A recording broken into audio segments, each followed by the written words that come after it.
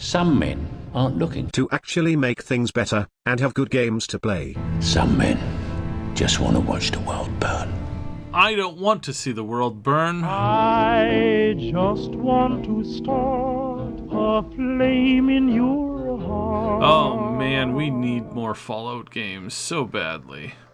Speaking of games that can be somewhat disappointing from time to time, Cyberpunk was very disappointing. But there's some people out there who look at the improvements that Cyberpunk has made recently, the fixes that CDPR has been able to put in to make the game actually playable, and they're angry at this.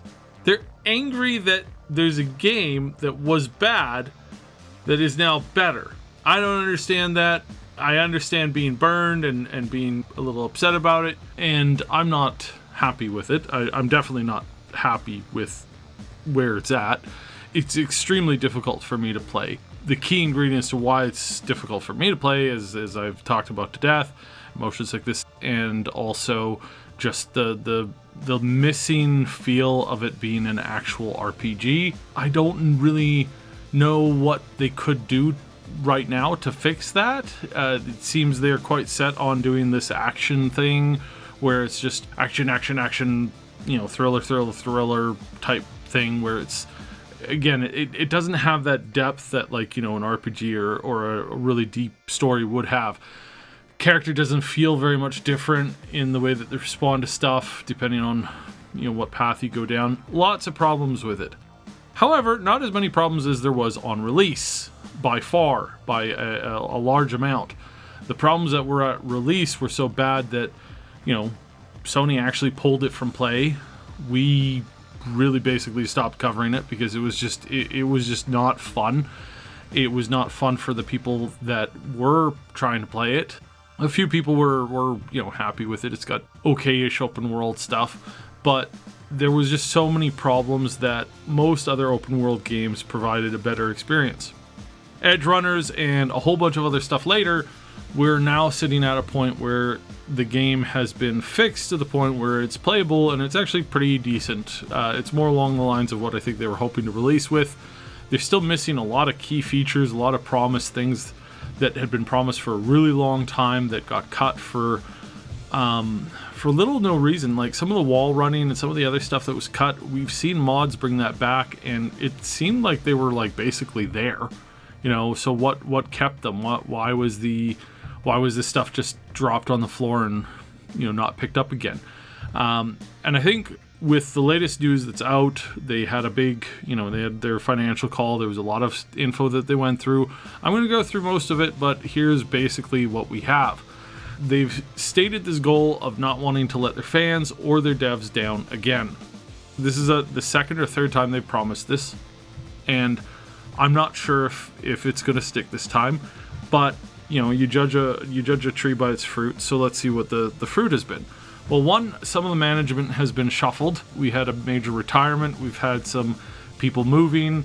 There'll be some leadership moving from Europe to America to start a brand new studio there. That's pretty good, right? You wouldn't have expected to see this from a company who doesn't care and isn't intending on caring, but this is one of the biggest things, is a certain someone stepped down and other people are moving, and I could say that there's been some stuff going on behind the scenes and stuff like that. It's nothing to get too excited about. It is something to make you kind of stop and go, okay, all right. It appears as if they're trying to make a difference. So by no means trust them, because again, this isn't the first time they've promised to fix their management issues. But now we can actually see, we'd actually see them starting to take some movement on that. So will that get us to where we want to be? Again, that's a big question that I don't have an answer to right now, but it's something that we can start to see the process of how they're thinking and how those changes are going to come into play.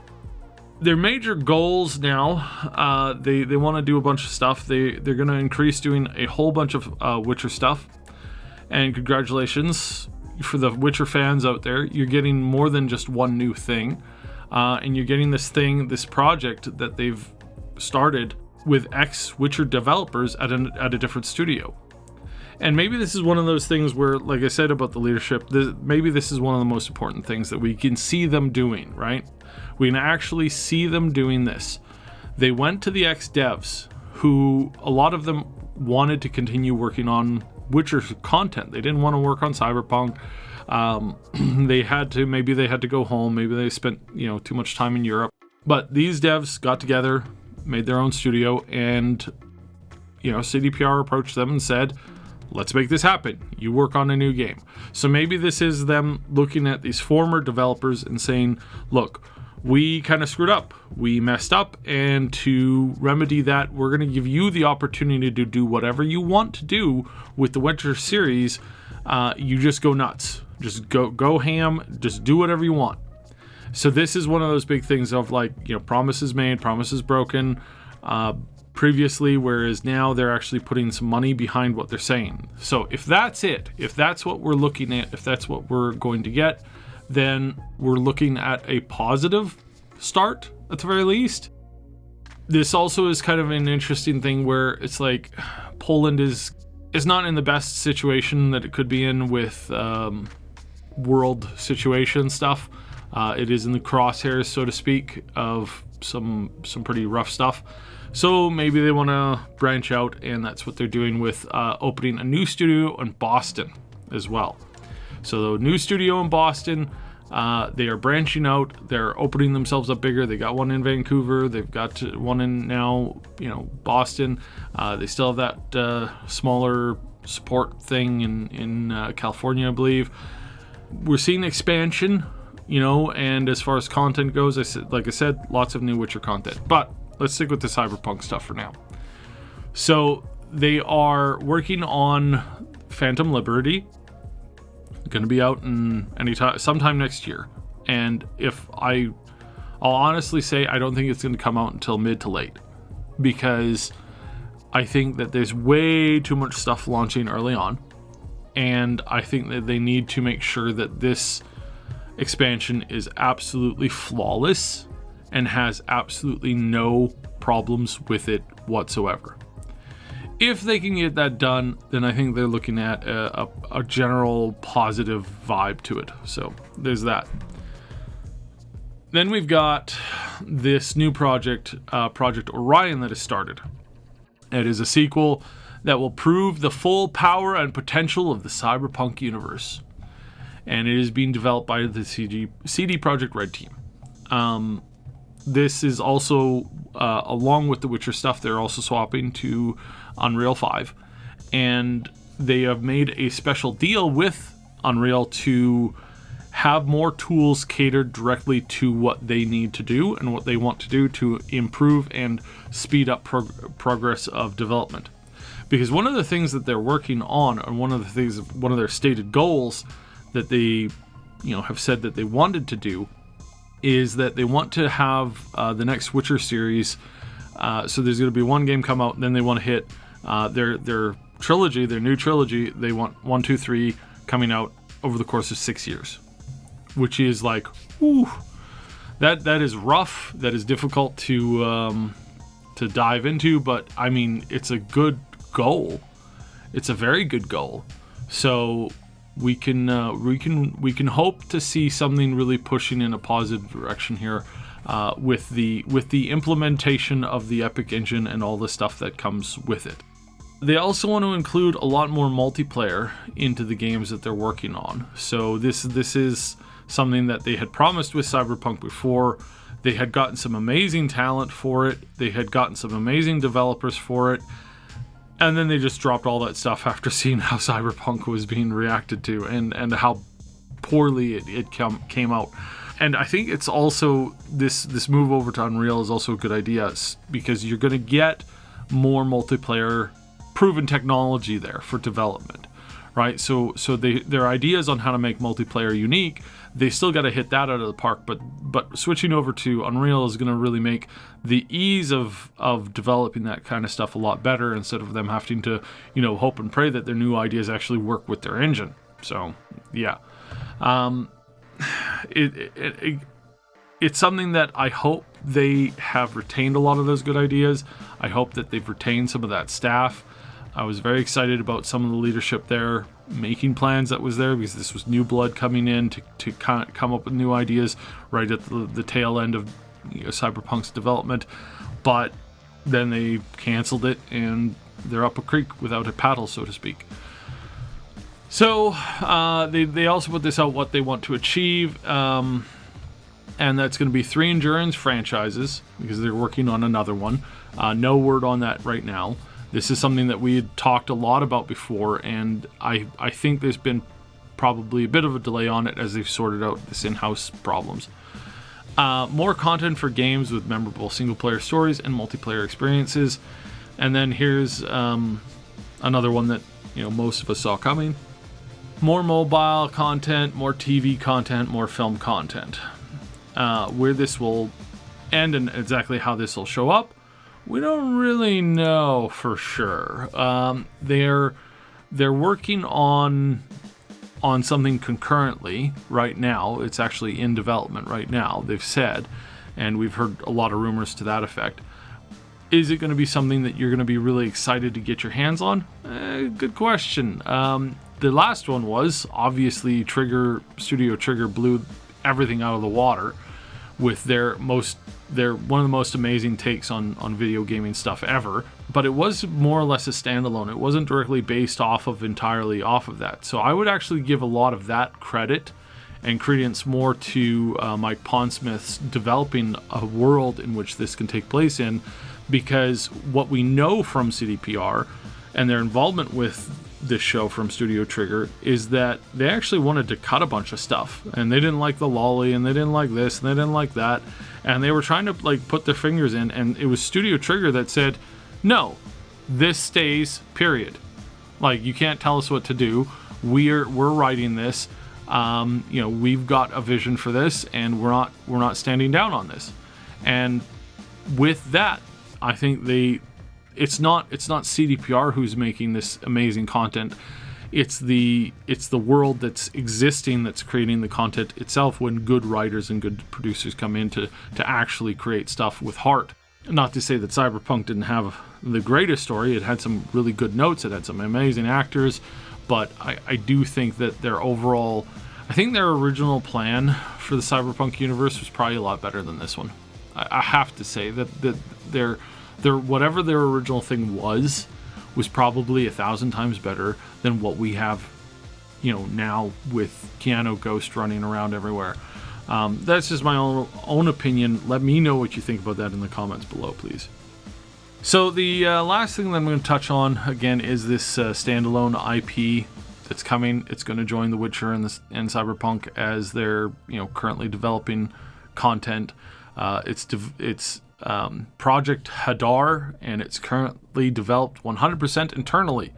IP incubation since late 2021.